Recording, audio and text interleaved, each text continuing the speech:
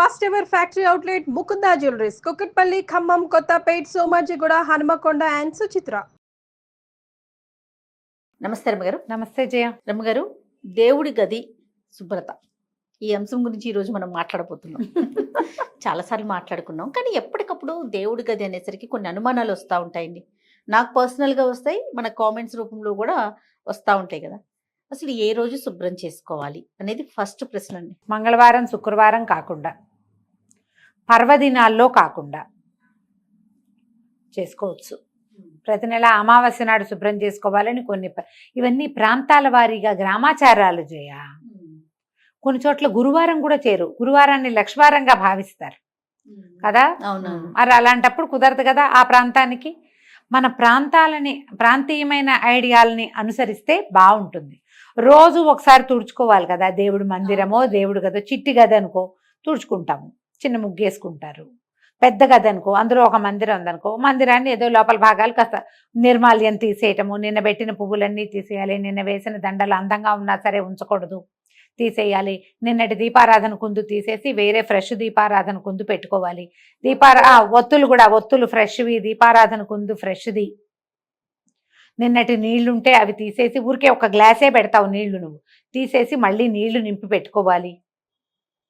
ఎప్పటికప్పుడు అవి చేయవచ్చు, ఏ రోజుకి ఆ రోజే. ఈ పైనంతా తుడుచుకోవడం, కొంత భాగం తుడుస్తాం.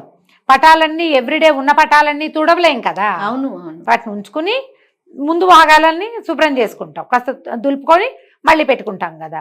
రోజు పసుపు కుంకుమ మీరు అన్నట్లుగా పటాలన్నీ రోజు తుడిచి రోజు పసుపు కుంకుమ పెట్టుకోవడం కొంత, అంటే ఇంట్లో ఉంటే చేయగలిగితే ఓకే, చేయలేకపోతే ఇబ్బంది కదా. ఇబ్బంది, అది కూడా మనం దానికి చాలా సమయం ఇవ్వాలి కదా, చాలా టైం పడుతుంది. కాబట్టి నెలకు ఒకసారో, 15 రోజులకు ఒకసారో, వారానికి ఒకసారో, మీ వెసులుబాటుని బట్టి, మీ ఇంట్లో ఉండే దేవతా స్వరూపాలని బట్టి. ఇది దేవుళ్ళకి పులికాప పెట్టాం, ఇంత ఇంత ఇంత ఇంత విగ్రహాలు ఉన్నాయనుకో, ప్రతిరోజు వీళ్ళందరికీ పులికాప పెట్టి అందరికీ బొట్లు, కాటికలు, పసుపులు పెట్టేసరికి రోజంతా అక్కడే గడిచిపోతుంది కదా, పూజల్లోనే గడిచిపోతుంది. మరి మీకు సమయం సరిపోవద్దు. ఎక్కువ మంది విగ్రహాల స్వరూపాలు లేదా పటాలు, ఫోటోలు, చిన్నవి పెద్దవి, ఇంతవి అంతవి అంతవి, ప్రతిమలు, సింహాసనాలు, అక్కడ నుంచి ఇవి ఉంటాయి బుడ్లు, అలా ఏమిటో అంటారు, బుడ్లు అంటారు వాళ్ళు, మేం కాదు, మా ఇంట్లో ఉండదు. ఒక దాంట్లో ఒకటి ఇట్లాగా కుండలు ఇలా పేర్చినట్టుగా ఉంటాయి, కొన్ని చోట్ల అవి కూడా కనపడతాయి. ఇవన్నీ తుడిచి ప్రతిరోజు చేయాలంటే మీ వల్ల అవుతుందా? అవ్వకపోవచ్చు కదా. అందుకని ఇలా పెట్టుకోండి. దీపం వెలిగించుకునే కుందులు, లేకపోతే లక్ష్మీ వలయం అంటారు, అలాంటివి, అవి కూడా రోజు దీపపు కుంది ఎవ్రీడే కడగాల్సిందే. నిన్న నూనె పోసిన దాంట్లోంచి ఒత్తులు తీసి మళ్ళీ వేస్తాం జిడ్డు దాంట్లో, అది చేయకూడదు ప్రతిరోజు. అందుకని దీపపు కుందులు 4 2 ఎన్నో ఉండాలమ్మా, స్పేర్. ఇది తీసి యువతలు పెట్టి అది పెట్టుకోవాలి, ఫ్రెష్ది పెట్టుకోండి. తోమని పాత్రలు పనికిరావు, ఏ రోజుకి ఆ రోజు పెట్టుకోవాలి. ఇది తప్పదు. అక్కడి నుంచి ఈ ప్రతిమలు కూడా మన ఇంటికి ఎవరైనా ఈ పండగలకి కాదు, తీర్థయాత్రలకు వెళ్తారా జనము, ఫ్రెండ్స్, వాళ్ళు వీళ్ళు, చుట్టుపక్కల వాళ్ళు, కిందింటి వాళ్ళు, పై ఇంటి వాళ్ళు, పక్కింటి వాళ్ళు, మన చుట్టాలే, మనక్కైలే, ఆ ఊరు ఈ ఊరు వెళ్ళే ప్రతి చోట నుంచి ఇంత వరకు పట్టుకొస్తారు ఫోటోలు. ఎంత ఓపిక మంతులో అయిందా. ఆ రాగానే మన ప్రసాదం ఉంటుంది, జేజా తీసుకెళ్ళిపోయి పెట్టు అని దేవతా మందిరంలో పెట్టావు. మళ్ళీ ఆ జేజికి ఓ దీపారాధన, ఓ నైవేద్యం, ఓ బొట్టు, ఒక పువ్వు, వ్యవహారం చెయ్యాలి. పెట్టావా చెయ్యాలి, ఖచ్చితంగా. పెట్టద్దు. అసలు వాటిని ఏం చేయాలో అర్థం కాని పరిస్థితి. అవును, ఇప్పుడు చాలా వచ్చింది. ఇది వరకు రేర్గా ఒక తిరుపతి ప్రసాదం వచ్చేది, ఇప్పుడు అసలు అయితే మహాప్రసాదం కింద అసలు అమృతం దిగినట్టే లోపల. హాహా, ఇవాళ మంచి జన్మ ధరించింది అనుకునే. ఒక్కొక్క వారం జయ ఎవ్రీడే తిరుపతి లడ్డు తింటున్నా జయ నేను, ఎవ్రీడే. వేరే స్వీట్ తినకల లడ్డు ప్రసాదమే. బాలాజీ తయారైపోతాడు తెల్లవారేసరికి, బంగారకొండ వస్తున్నాడు అట్లా. సరే, ప్రసాదం అంటే నోట్లో వేస్తాము, ఇవి ప్రతిమల్ని ఏం చేయాలి? దేవుడు పెరిగిపోతుంది కదా రమ్మగారు. షిరిడి నుంచి అదేదో ఎవరో జేజులు, రకరకాల అమ్మవార్లు, ఇంత ఇంత ఇంత ప్రతిమలు, ఉంగరాలు, అవి ఏమంటారు మన కాసులు, కాయిన్స్, అవన్నీ ఎక్కడ వేయాలో, ఎక్కడ పెట్టాలో జనాలందరూ వెళ్ళిపోతున్నారు. నేను ఇవేమి తెచ్చివ్వకండి అలా చెప్పాల్సి వస్తుంది. అవును, చాలా తప్పుగా తోస్తుంది. కానీ ఏం చేయాలి, ఏం చేస్తాం? ఇన్ని దేవుళ్ళని చేరుస్తాం కదా. నేనైతే మీకు ఓపెన్గా కెమెరా ముందు చెప్తున్నా, మా అక్కకైతే చెప్తా ఉంటాను అనమాట, అక్క నువ్వు తీసుకురాకే, నువ్వు వెళ్ళి దండం పెట్టుకో, నా గురించి కూడా దండం పెట్టుకో. కానీ నేను అందరికీ ఎందుకంటే చెప్తా place జయ. చాలట్లేదు. ఎక్కడికైనా వెళ్ళాము బయట అనగానే వాళ్ళకంటే నన్ను చెప్పలేం. తలుచుకోండి, నన్ను అక్కడ తలుచుకోండి, గుళ్ళో తలుచుకోండి అని చెప్తా. నేను తలుచుకుంటానమ్మా, నేను చెప్పట్లా ప్రతిసారి. అవును. గుళ్ళో టెంపుల్లో కూర్చుంటే కళ్ళు మూసుకుని మొత్తం మన కిందింటి వాళ్ళు, పై ఇంటి వాళ్ళు, పక్కింటి వాళ్ళు, సమస్తమైన వాళ్ళు, మనతో మాట్లాడే వాళ్ళు, మాట్లాడకుండా రోజు కనపడే వాళ్ళని కూడా ఒకసారి అందరిని తలుచుకుని, భగవంతుడా నీ యొక్క కృప, నీ ఆరాలో, నీ తేజో తరంగంలో నేనున్నట్టుగానే వాళ్ళకు కూడా ఎంతో కొంత అవకాశం ఇవ్వనైనా అని ఓ దండం పెట్టుకుంటా. మొత్తం గుంపందరినీ తలుచుకుంటాను నేను. అక్కడి నుంచి మా పిల్లలు, మా సొంత సమాజం ఉందిగా, వీళ్ళందరినీ పేరుగా వాడికి పిల్లలు కలగాలి, వీడికి ఇల్లు రావాలి, వాడికి ఉద్యోగం రావాలి, వాడికి ప్రమోషన్ రావాలి, వాళ్ళ పిల్లలు బాగా ముందుకు రావాలి, ఆడపిల్లలకు పెళ్ళిళ్ళు కావాలి, ఇవన్నీ పేరున దండాలు పెట్టుకుంటాను జయ నేను అందరినీ. ఇప్పుడు మనకి ఇక్కడ సమాజం ఎంత పెద్దది. అదే కదా. కెమెరామెన్ రోజువారీ కనిపించే ప్రతి కెమెరా పిల్లవాడు ఊళ్ళో గుర్తొస్తాడు నాకు. super. అందరినీ గుర్తు చేసి ఆ పని చేస్తే చాలు, సరిపోతుందా? తెస్తే ఓ లడ్డు తెచ్చి అందరికి పంచి ప్రసాదం నేను పెడితే అంటున్నా, ప్రసాదం కాబట్టి తినేస్తాం. లడ్డూనో ఇంక ఏ ప్రసాదం అయితే ఆ ప్రసాదం. అంతే. ఈ ప్రతిమలు ఫోటోలు ఎక్కడ పెట్టాలి అదే చెప్తున్నాం. మన ఇంట్లో వాళ్ళకైతే చెప్పగలుగుతాం, బయట వాళ్ళకి చెప్పలేం కదా, కదా రమ్మగారు. చెప్పలేము. కానీ ఇది కరెక్ట్ కాదేమో కదండి. Correct ఇలాంటి కాదు. ఎక్కడ పడేయలేము, పెట్టుకోలేము.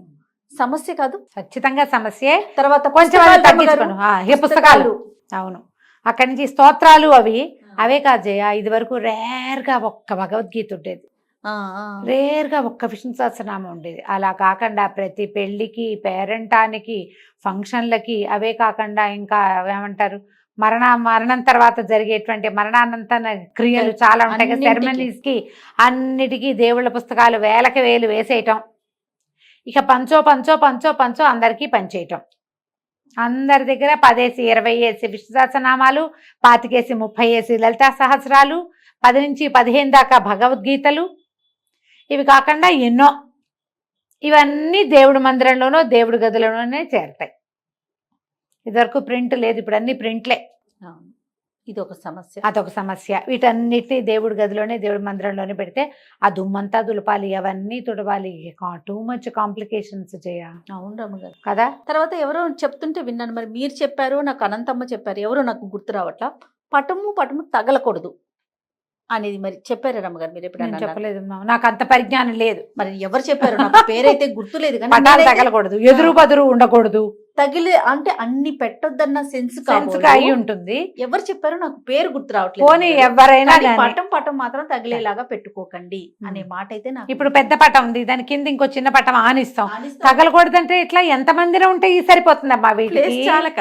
పైగా అసలు ప్రతిమలు, అక్కడి నుంచి ప్రతిమలన్నీ చేస్తాం. శాస్త్రం ప్రకారం అయితే మీ ఇష్టం అమ్మ, మీరు ఏమైనా కావాలంటే చేసుకోండి. శాస్త్రం అయితే ఇంతకు మించి ఉండకూడదు, అంగుష్టానికి మించి ప్రతిమ ఉండకూడదు. ప్రతిమలు పెడితే ప్రతిమకి ఆవాహన, విసర్జన సజావుగా మంత్రంతో సాగాలి. మీ నోటికొచ్చింది చదువుకుంటామంటే కుదరదు. నైవేద్యము అపక్వమైన నైవేద్యం పనికిరాదు, పక్వాహారం నివేదనగా చేయాలి.